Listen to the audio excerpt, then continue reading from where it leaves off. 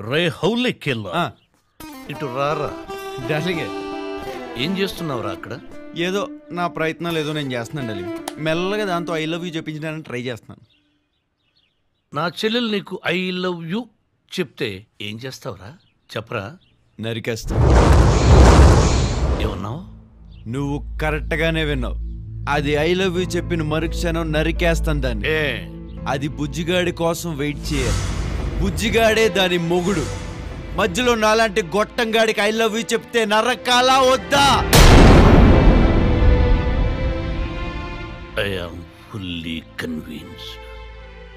నువ్వు చెప్పింది 100% కరెక్ట్.